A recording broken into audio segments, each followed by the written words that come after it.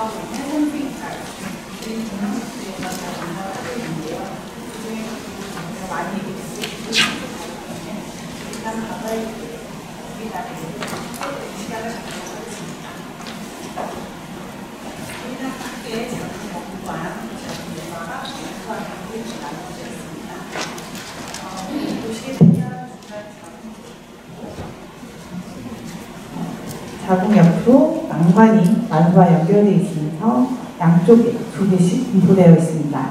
그리고 자궁은 전체 체부, 그리고 자궁 목이, 자궁 경부 이렇게 나눠져 있고 자궁 체부 안에는 자궁 내막이라고 하는 부분으로 이루어져 있습니다. 신경암 환자 발생을 보게 되면 2020년 성별에 따른 암 환자 발생을 보게 되면 사실상 자궁 내막암이나 자궁 경부암 같은 경우는 여성암 중에서 크게 높은 암은 아닙니다. 사실 이제 많이 여성들에게 유방암이 1위로 있고요. 그 다음에 자궁 내막암, 그리고 자궁 경부암이 발생되어 있고 하지만 안타깝게도 2020년 암 환자 사망 보고를 보게 되면 만소암이 꽤 높은 순위를 차지하고 있습니다. 자궁 경부암을 처음부터 알아보도록 하겠습니다. 자궁 경부암 같은 경우는 전 세계적으로 여성에게 발병하는 암 중에서 두 번째로 흔한 암으로서 한 80% 정도는 아시아, 남미, 아프리카 등 개발도상국에서 발생하는 것으로 알려져 있습니다. 우리나라에서도 현저히 많은 발생률이 보고되었으나 현재는 국가검진이라든지 자궁경부암 대책 활동으로 인해서 발생률이 매년 지속적으로 감소하고 있어서 사실상 한 10만 명당 14명 정도, 사망률은 10만 명당 3.8명의 수준. 하지만 발생률은 미국의 3배, 일본의 2.5배, 브라질의 1분의 1 수준입니다. 이것 또한 한 표를 보면 이제 2020년 여자 발생률을 보면 아까 말씀드린 것처럼 유방암이 1위, 갑상선암이 2위, 그리고 대장암이 3위고 자궁경부암은 10위로 보고되어 있습니다. 이러한 자궁경부암이 또 왜 생기느냐, 어떠한 원인을 가지고 있어서 이러한 자궁경부암이 생기느냐 보면 가장 자궁경부암의 가장 고위험군 중 하나는 인유두종 바이러스라고 해서 휴먼 파필로라는 바이러스가 있습니다. 이 바이러스에 대해서는 조금 이따가 더 자세하게 말씀드리도록 하겠습니다.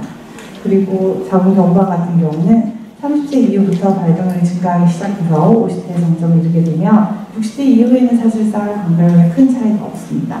인종은 남미, 아프리카, 아시아, 그리고 사회적으로 저소득층에 많이 발병하는 것으로 알려져 있는데 이것은 아마도 비위생적인 환경이라든지 빈약한 의료시설, 그리고 무질서한 생활 양식으로부터 비롯된 것으로 생각되고 있습니다. 그리고 이러한 성행위, 이런 것들이 너무 빠르거나 16세 이전에 조기 성경험을 하거나 혹은 대상자가 너무 많은 경우, 아이를 많이 낳는 경험이 있는 경우일수록 자궁경부암 발병률이 높아지고 흡연을 하고 있는 경우, 그리고 성병을 가지고 있거나 면역 기능이 저하된 여성, 그리고 정기검진을 받지 않은 여성, 또 일부 영양소의 결핍 또는 비만이 이러한 자궁경부암의 위험 인자가 될 수 있습니다. 인유두종이 바이러스가 아까 자궁경부암의 가장 큰 위험인자라고 말씀을 드렸는데요. 이 바이러스는 주로 성격에 의해서 전파되는 바이러스지만 우리가 흔히 생각하는 성병과는 다르다고 보시면 됩니다. 이러한 바이러스는 주로 성격에서 전파가 되지만 대부분 2년 안에 자연 소실되기 때문에 사람들은 증상 없이도 특별한 본인이 호소한 증상 없이도 감염이 소실되고요. 그리고 이 바이러스는 고위험군과 저위험군을 나뉘게 되는데 16번, 18번, 52번 등이 고위험군이고 이러한 것들이 자궁경부 상심을 발원이 되는 반면 11번, 30번 이런 아이들은 오히려 단순 생식기 사막이 발병 원인이 되게 됩니다. 이런 바이러스가 가장 오랫동안 침투가 되어 있으면서 아까도 말씀드린 것처럼 2년 안에 자연 소실이 되긴 하지만 이러한 HPV의 지속적인 감염은 당장 증상을 일으키지 않아도 수개월 동안 침투하여서 이 자궁경부 상태의 세포의 변화를 일으킵니다. 그래서 자궁경부암 검진을 받아보신 분이 계시다면 아마도 결과에서 이형증이라는 말을 들어보셨을 텐데요. 이형증은 자궁경부 상피세포가 이상하게 비정상적으로 변한 것을 얘기하는데 정도에 따라서 1단계 경도, 2단계 중등도, 3단계 고도 이렇게 나뉘게 됩니다. 이러한 이형증 같은 경우는 단순 자연 소실되기도 하긴 하지만 이러한 HPV 지속적인 감염을 통해서 이형증이 점차 진행이 되게 되는데 보통 1단계에서 2단계까지 이형증은 선별검사를 통해서 확진이 되고 경과관찰을 하지만 3단계 이상부터는 치료가 필요한 상태가 됩니다. 그럼 정상세포에서 이러한 이형증을 거쳐서 자궁경부암까지 가는데 얼마나 걸리느냐? 물론 사람마다 다 속도는 다르지만 대부분 그렇게 짧은 시간이 아닌 장시간 동안 수개월 혹은 수년 동안의 변화를 통해서 이러한 변화를 가져온 것으로 보고되어 있습니다. 자궁경부암의 특징은 조기 검진이 충분히 가능하다는 건데요. 또 사실상 우리나라에서도 이런 게 굉장히 잘 돼 있어서 만 20세 이상 여성에게는 2년 간격으로 무료로 펩스미어를 시행할 수가 있습니다. 이 펩스미어를 통해서 이 검진이 조금 더 이제 다양해지고 쉽게 비침축으로 검사를 할 수 있기 때문에 그렇기 때문에 자궁경부의 발병률이 우리나라에서 크게 감소한 것도 이 검진을 통해서 인데요. 사실상 이제 사람들이 잘 알지 못했고 무료라는 사실을 모르고 쉽게 받을 수 있다는 사실을 잘 모르는 상태이지만 사실상 나라에서도 더 자주 홍보를 하고 저 또한 환자들한테 검진 받으셨어요? 무료니까 공짜로 받으세요라고 자꾸 교육을 하고 있는데요.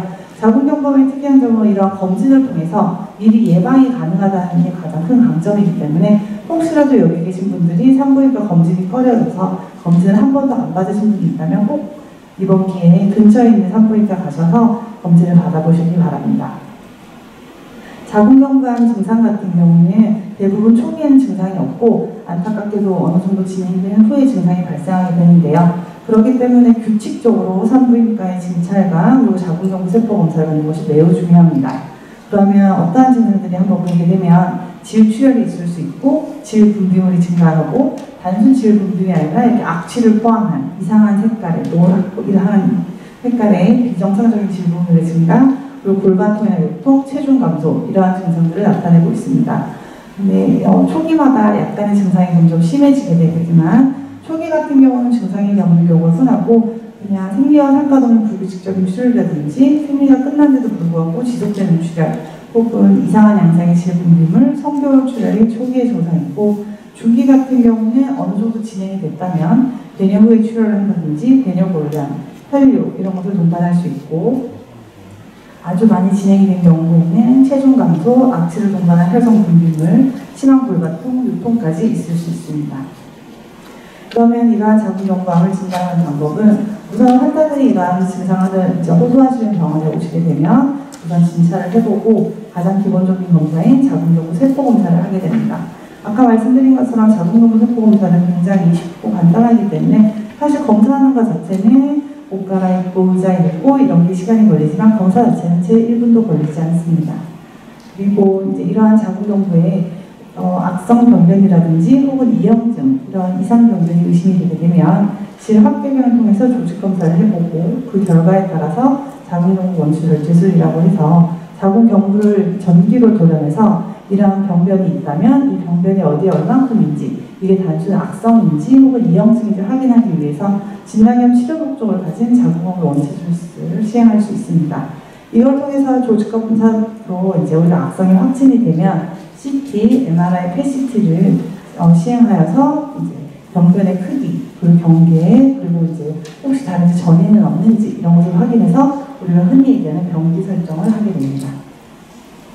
그러면 이제 처음에는 1, 2면 암이 자궁경부에만 국한된 상태이고 자궁경부가 뿐만 아니라 이 암이 거기서 벗어나서 질 상부를 침몰하거나 주위 조직을 침몰했을 때 2기 그리고 뿐만 아니라 더 나아가 골반뼈까지 침략하였으나 아니면 질 하부에 3분의 1까지 침범한 상태 혹은 그 앞에 단순 자궁이 아니라 앞에 있는 방광이나 뒤에 있는 직장을 침범하였을 때 원격장애가 있는 경우를 사기라고 합니다. 그럼 이것을 어떻게 치료하느냐라고 결정이 돼야 되는데요. 사실상 치료법은 암의 진행 정도 그리고 환자의 우리가 병기 설정한 병기 1기, 2기, 3기 이렇게 병기에 따라서 선택을 하게 됩니다. 병기와 뿐만 아니라 암의 크기, 그리고 환자의 나이, 환자의 전신 상태, 그리고 향후 이제 출산 희망 여부를 고려해서 결정을 하게 되는데 크기가 그렇게 크지 않은 경우 암의 크기가 한 2cm 미만이다, 1기다라고 판단이 되는 경우에는 수술을 할 수가 있고 수술은 예전과 달리 단순 개복 수술이 아니라 복강경이라든지 로봇 수술로도 충분히 가능합니다. 그 다음에는 이제 항암 치료, 약물 치료를 할 수가 있고 그리고 환자의 나이가 연세가 많으시거나 전신 상태가 좋지 않다든지 아니면 질병이 많으셔서 약물 치료가 환자에게 조금 부담이 될 거라고 생각이 될 경우에는 방사선 치료 또한 할 수 있고 그리고 이 두 가지를 합친 6주일 동안 6주 동안 시행하는 동시 항암 방송을 도입되어 있습니다. 그 외에도 요새는 병기에 따라서 환자가 이제 가진 그 조직의 세포에 따라서 면역치료라든지 표적치료 또한 시행해 볼 수 있습니다. 수술은 아까 말씀드린 대로 예전엔 무조건 배를 이렇게 명치부터 배꼽 밑에까지 다 열어서 수술하곤 했는데 사실은 요새 그렇진 않고요. 요새는 개복 수술은 거의 보기가 드물고 오히려 복강경 수술을 많이 시행하고 있어서 이렇게 복강경 수술을 시행하게 되면 환자의 이제 회복이 우선이고 이렇게 개복 수술을 하거나 복강경 수술을 하더라도 수술 이후에 이러한 환자의 결과가 다 똑같고 오히려 복강경 수술이 환자의 예후에 좋다라고 판단이 되었기 때문에 더 이상 개복 수술이 아닌 복강경 수술을 시행을 하고 있고요. 복강경 수술은 아무래도 시야가 조금 더 확보가 되고 그리고 더 예민하고 섬세하게 수술을 할 수 있다는 장점이 있는데 그것을 넘어서서 이제는 저희가 로봇 수술을 시행하고 있습니다. 로봇 수술을 시행을 하고 있는데 이 로봇 수술 같은 경우는 여러 가지 복강경이 가지고 있는 단점을 보완한 그런 수술이라고 생각하시면 될 것 같은데요. 예전에는 복강경으로 구멍을 4개 정도 뚫어서 4개의 절개선을 통해서 수술을 했다고 하면 그러한 단점을 다 보완해서 로봇 수술은 배꼽으로 하나의 절개선을 통해서 수술을 하게 됩니다.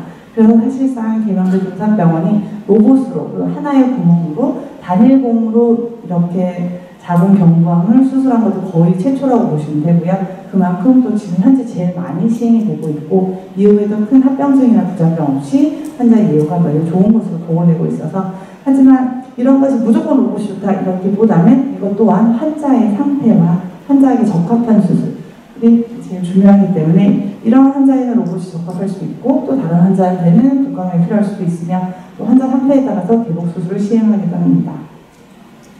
자궁경부암이 가장 얘기가 많이 되고 있는 중에 하나는 자궁경부암 예방이 가능합니다. 아까 말씀드린 것처럼 진행되는 전부 단계 시기가 매우 길고 이를 발견하기 위해서 선별검사가 충분히 있어서 2년마다 검진만 충분히 받으셔도 진행되기 전에 충분히 발견할 수 있는 암이기 때문인데요. 그 외에도 자궁경부암의 발생을 사전에 예방할 수 있는 백신이 있습니다. 예방주사가 있어서 흔히 가다실이라고 부르는 약인데요. 이게 사실은 이제 얼마 전에 국가 예방접종 사업에 도움이 되기 때문에 저희가 보통 자궁경부암 백신을 가다실 2, 4, 9 이렇게 나뉘는데 2는 아까 얘기 드렸던 고위험군 16번하고 18번을 커버할 수 있는 거, 그리고 4가는 거기에 2개 더, 그리고 국가는 총 5개를 더 더해서 이 9개의 바이러스에 대한 예방 백신이기 때문에 이러한 것들을 이러한 하나의 접종 사업으로 해서 2과 4과는 현재 무료 접종으로 제공가 되고 있습니다. 그럼 언제부터 접종을 할 것이냐? 사실상 가다실 자체에서 얘기하는 9세 이상부터 해도 된다. 그리고 25세에서 26세 미만이 하는 것이 가장 효과적이다라고 하는데 사실 이거는 미국 기준이고요. 나라마다 사실상 이런 컬처럴 그러니까 문화 차이가 좀 있을 수 있어서 우리나라는 현재 만 12세부터 하고 있고 그리고 사실상 그러면 난 나이가 좀 들었는데 지금 아직 효과가 없나? 라고 물어보실 수가 있는데 성 노출이 되지 않은 사람일수록 사실 효과가 좋은 건 맞으나 보통 만 45세까지는 접종 가능한 것으로 효과를 기대할 수 있다고 보고되고 있기 때문에 본인이 원하시면 사실상 만 45세라도 성 노출이 있다 하더라도 충분히 접종 가능합니다. 그러면 내가 주사를 맞았으니까 난 이제 건강하겠지? 검사 안 해도 되겠지? 라고 생각하실 수 있는데 이거는 단순 예방일 뿐이지 이것이 치료 목적이 아니기 때문에 주사를 맞았다 하시더라도 무조건 자궁경부암 선별검사는 검진을 통해 시행을 하셔야겠습니다. 그리고 또 사실상 이러한 바이러스 자체니 우리가 독감 또한 독감 주사 맞아도 또 그 겨울에 또 독감으로 고생하시는 경우가 있는 것처럼 100% 예방은 없습니다. 그래서 이제 전체 70%에 대한 방어 효과가 있고 30%에 대해서는 교차 반응을 통해서 더 많은 자궁경부암을 예방할 수 있다고 발표가 되고 있지만 그래도 항상 주사를 맞았다고 해서 무조건 100% 되는 게 아니고 이것은 치료 목적이 아니라 단순 예방 목적이기 때문에 백신도 맞으시고 검진도 꼭 받으셔야 됩니다. 다음은 난소암에 대해서 좀 설명드리도록 하겠습니다. 난소암 같은 경우는 너무나 잘 아시고 호르몬, 여자 하면 난소가 다 모든 일을 하고 있는 걸 잘 알고 계실 텐데요. 여성 생식과 호르몬 부분에서 가장 중요한 역할을 담당하는 난소에서 발생하는 암을 난소암이라고 합니다. 암이 발생하는 조직에 따라서 난소암 안에도 이렇게 종류가 여러 개로 나뉘게 되는데 상피세포암, 대세포 종양, 성사키질 종양 이렇게 구분을 되어 있지만 사실상 우리가 실제 많이 접하고 의 주위에서 볼 수 있는 환자분들은 그냥 단순 난소 표면에서 상피세포에서 발생하는 상피성 난소암입니다. 실제 우리에서 발견된 대부분 아니라서 주로 대부분의 환자들이 이걸로 인해서 수술을 받고 치료를 받는다고 생각하시면 될 것 같고요.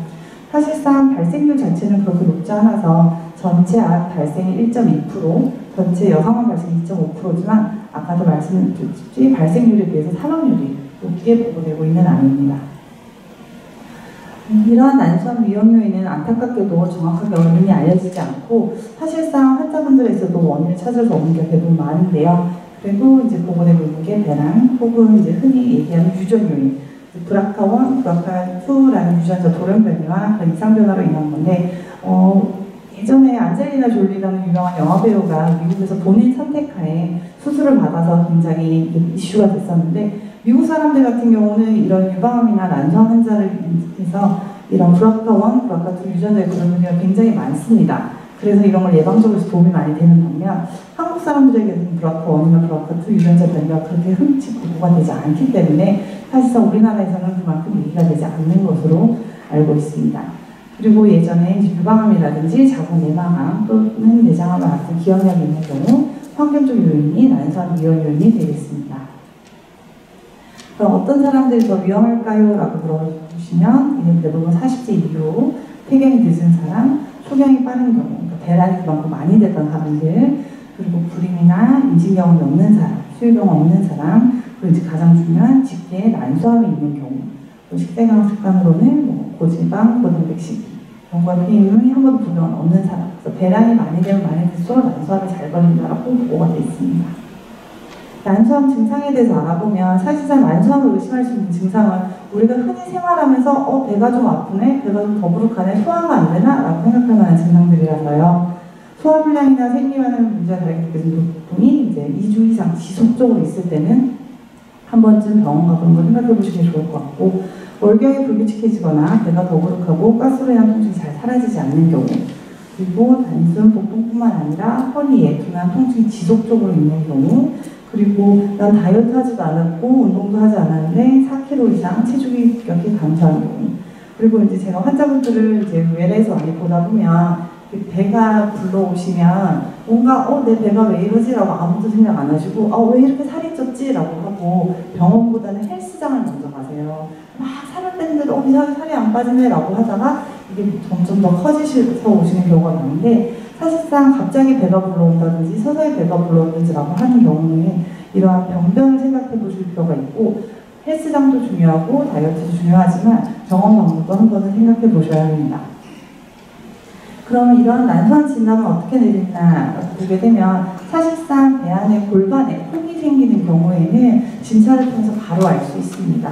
이거는 이제 환자가 내원해서 증상을 보고 이제 내진을 하게 되고, 그리고 우리가 쉽게 제일 비침법을 시행할 수 있는 초음파를 통해서, 그리고 초음파를 통해서는 여기에 어떤 덩이가 보이고 이 덩이가 이런 양상이다, 이 정도 크기다라는 걸 확인을 하게 되고, 그걸 CT를 찍어서 얘가 어디서부터 시작된 혹인지를 확인해 볼 수 있으며, 이 CT에서 확인된 혹의 양상, 크기나 위치는 CT를 확인을 했다면 얘가 어떠한 양상인지 조금 더 자세하게 보고 싶으면 MRI를 찍어볼 수가 있습니다. 이때 우리가 제일 시행을 많이 하는 게 C125라는 종양 표시자인데요. 이 조울장애 표시자 같은 경우는 단순히 아무런 혹 없이 본인 컨디션에 따라서 증가할 수도 있지만 사실상 어떠한 난소 종양이 의심되는 경우에 이 C125라는 수치가 증가하게 되면 우리가 암을 의심할 수가 있습니다. 그래서 이런 여러 검사를 통해서 이게 종양이 어디서부터 시작되었는지, 내부의 구조는 어떤지, 혹시라도 골반 외에 다른 데 전이되는 게 없는지 자세히 조사를 할 수가 있고, 그리고 이런 검사를 통해서 충분히 이게 양성인지 악성인지 추정은 할 수 있지만 그거는 우리가 의심을 할 뿐이지 진단을 내리기 위해서는 개복수술, 복강경수술을 통해서 그 혹을 실제 떼서 조직검사를 통해서 조직학적인 확진이 필요합니다. 자, 여기 초음파를 보시면 여기 왼쪽에 초음파 사진을 보시면 하나의 혹이 이렇게 보이는데 경계가 불분명하고 그 경계 안쪽이 매끈하지 않고 이렇게 울퉁불퉁하면서 안에 이렇게 지저분한 것을 보실 수 있습니다. 이런 게 우리가 흔히 보이는 초음파에서 보이는 난소 종양이 있어 악성을 의심할 만한 거고요. 이 또한 MRI 또한 이렇게 안에 경계는 매끈해 보이지만 안에 희끗희끗하게 지저분한 부분들이 보이는데, 이런 환자들은 MRI에서 보면 다른 방면을 봤을 때도 안에 이렇게 의심되는 병변이 있을 때, 그리고 우리가 CA120라는 수치를 같이 봐서 이것을 우리가 악성 종양이라고 의심을 하고 그거에 맞게 수술 방법이라든지 치료 방법이 결정되게 됩니다. 그럼 이 종양 표지자는 어떤 거냐라고 한번 다시 살펴보시면 혈액속에 존재하는 CA125라는 방사능을 측정해서 이 어떠한 흙이 있을 때 이게 양성인지 악성인지 판정하는 데 도움을 줍니다. 전이가 일어난 난소암 환자의 대부분은 여기 양성을 보이기 때문에 사실상 난소암을 이미 진행을 받고 진단을 받고 치료를 진행하시는 분들 같은 경우는 이 수치가 매우 민감하게 작용을 하게 되는데요. 이 검사 하나만으로도 이 환자가 이 병변이 재발되었거나 혹은 전이가 되었거나 알 수 있는 경우도 있습니다. 하지만 조기에도 양성 반응을 보이는 비율이 낮고 아까도 말씀드린 것처럼 특정 병변이 동반되지 않는데도 양성 반응을 보이기 때문에 이것은 절대적으로 인 수치가 될 수가 없습니다. 그래서 그 다음에 나온 게 H4라는 인간 부호 고환 단백이라는 수치인데요. 이것이 이제 CA120와 함께 로마라는 이제 계산법을 통해서 이 위험도를 평가하게 되고 이것이 이런 난소암 환자에서 98%를 올바르게 분류하게 되는 요즘 가장 시행을 많이 하고 있는 난소 종양이 의심될 때 CA120와 함께 또 다른 종양 표지자로서 검사하고 있습니다. 그래서 난소암을 진단하게 되는 거는 환자가 배에 뭐가 만져져요? 배에 물이 찬 것 같아요. 배가 빵빵해요. 배가 너무 아파요. 요즘 밥을 잘 못 먹겠어요. 라고 이러한 다양한 증상을 왔을 때 환자에게서 아까 기본적인 이제 내진과 진 초음파를 해보고 그리고 혹시 다른 가족력은 있는지 그리고 간혹 가다가 위나 대장에 문제 생긴 경우에도 난소에 이런 복수를 동반한 종양이 생길 수 있기 때문에 위장관 검사도 같이 하고 있고요. 그리고 아까 말씀드린 CA125, H4를 검사해보고 추가적으로 CT, MRI를 해서 아까처럼 단순 골반의 종양인지 다른데 전이가 먼저 확인을 하게 되는데 그것을 바탕으로 해서 이제 수술을 결정하게 되고 또한 단순 이것은 우리가 그냥 단순 진단을 내고 의심을 할 뿐이지 이런 적절한 수술적 병기적 결정을 수술 방법으로 통해서 하게 되고 그 이후에 그 결과에 따라서 1기, 2기, 3기 이렇게 나뉘면서 치료 방법을 추가로 될 수 있습니다. 그렇게 되면 1기 같은 경우는 그냥 한쪽 난소 또는 양측에 이제 혹이 있는 경우, 암이 발견된 경우고요. 2기 같은 경우는 단순 난소가 아닌 난소 바깥에 있는 옆에 있는 자궁, 나팔관, 골반 내 장기에 전이된 경우 3기 같은 경우는 골반을 벗어나서 복강 내에 있는 대장, 소장, 특히 이제 맹장 이런 쪽에 전이가 되게 잘 됩니다. 4기 같은 경우는 단순 복강이 아니라 그 위로 벗어나서 뇌, 폐, 목주에 있는 림프절까지 전이된 경우를 4기라고 합니다. 그러면 치료는 어떻게 할 것이냐라고 보는데요. 치료 방법을 결정하는 것은 이제 암세포가 이것 또한 유형이 다양하기 때문에 조직 검사에 따른 유형을 보고 근화도 그리고 암의 진행 상태 아까처럼 1기냐, 2기냐, 3기냐, 4기냐 이런 것을 보고 바로 수술을 할지 혹은 항암 치료를 할지 결정을 하게 되고 이 또한 환자의 연령이라든지 환자가 어떠한 질병을 가지고 있는지 이런 전반적인 건강 상태를 다 포함해서 그것을 고려해서 우선은 바로 수술을 하는 경우도 있고 아니면 너무 진행이 됐다든지 환자의 상태가 너무 안 좋다고 판단이 되면 항암 치료를 먼저 할 수도 있습니다. 이러한 경우 병기가 다 설정이 되고 환자가 치료를 진행하는 동안에 혹시라도 저 멀리 다른 데에 이제 전이가 갔다라고 하는 경우 한 곳에 이제 한 전이가 의심되는 경우에는 방사선 치료 그쪽에만 또 시행할 수 있습니다. 다음은 자궁 내막암입니다. 자궁 내막암 같은 경우는 이제 자궁의 가장 안쪽, 자궁 체부의 내벽을 구성하는 자궁 내막암이 생기는 암인데요. 얘 또한 사실상은 그렇게 발병률이 높지 않아서 전체 암 발생 1.3%, 전체 여성 암 2.8%를 차지하게 됩니다. 40대 이전에 발병하는 경우는 굉장히 드물고 폐경 직전에 발생하는 경우는 대개 20% 미만이고 평균 발생률은 대부분 폐경기여서 60에서 65세라고 보고되고 있습니다. 이러한 자궁내막의 위험한 요인은 비만, 살이 찌면 찔수록 오히려 자궁내막암이 계속 두꺼워지면서 자궁내막 증식증에서부터 시작되는 자궁내막암이 발병할 수도 있고 당뇨병, 소형 연령이 빠를 때, 폐경 연령이 늦을 때, 그리고 임신과 분당 경험이 없을 때, 장기가 많은 에스트로겐 호르몬을 단독으로 복용할 때, 유방암, 난소암, 대장암, 가족력이 있을수록 이러한 자궁내막암을 발견할 가능성이 높아집니다. 자궁내막암은 굉장히 특징적인 증상을 가지고 있기 때문에 진단도 빠르고 그만큼 예후가 좋습니다.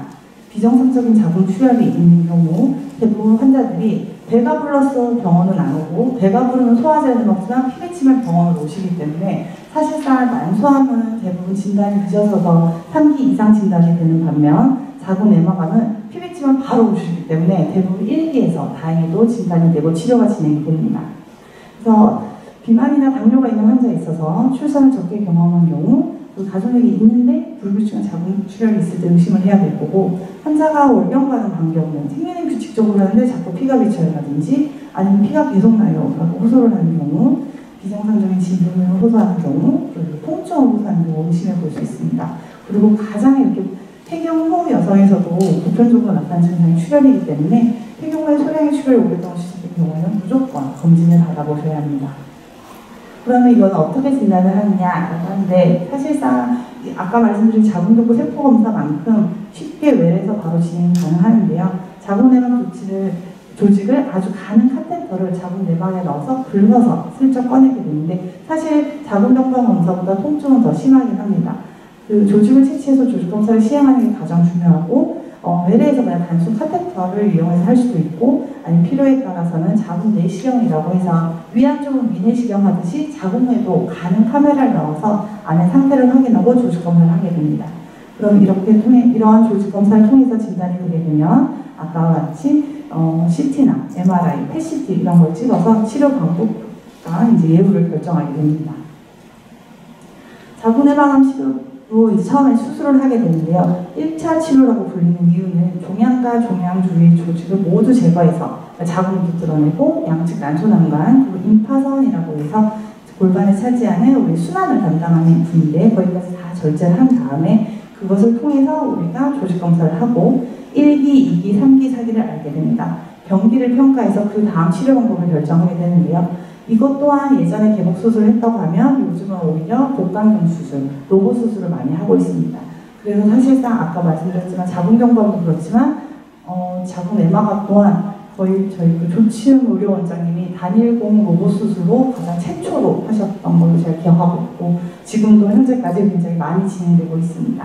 그래서 병기 평가가 결정이 되면 1기 같은 경우는 보통 수술로 다 끝나긴 하지만 조직세포 결과에 따라서 병기에 따라서 추가적으로 이제 항암 치료를 할 수가 있고요. 그리고 방사선 치료, 그리고 호르몬 치료 또한 할 수가 있습니다. 이러한 부인암 같은 경우는 그럼 내가 진단받고 치료를 다 끝냈다. 그럼 어떻게 하냐라고 물으신다면 수술 후 첫 1년은 3개월마다, 2, 3년은 3개월에서 6개월마다, 수술 후 사이즈 5년은 6개월에서 매년 외래 방문하셔서 이제 골반 검사도 하시고, 그리고 CT가 사실상 굉장히 빠르고, 그리고 이제 가격적 면에서 가성비가 굉장히 뛰어나기 때문에 CT와 같은 영상으로 단순 골반뿐만 아니라 다른 전이역을 확인해서 이제 폐와 골반 CT를 이제 규칙적으로 찍어서 괜찮은지 보고 5년까지 보고 이제 괜찮다라고 5년까지 괜찮으시면 이제 더 완치되셨다라고 저희가 말씀을 드리고 있습니다. 사실상 부인암 같은 경우는 조기 발견이 되면 치유 가능성이 증가되는 굉장히 어떻게 보면 암 중에서도 그래도 좀 순한 암이기 때문에 이러한 조기 발견을 하려면 정기적인 검사가 필요합니다. 정기적인 검사를 하려면 병원을 조금 더 가깝게 두시고 산부인과를 어렵게 생각하지 마시고 정기적인 검사를 통해서 선별 검사도 하고 필요시 확진을 통해서 조기 발견이 되면 산부인과, 부인과 암은 치유 가능성이 매우 높은 암이기 때문에 산부인과를 너무 어렵게 생각하지 마시고 오신 사부님들한테도 꼭 검진 받으시라고 하셨으면 좋겠습니다. 오늘 제 발표는 여기까지입니다. 감사합니다.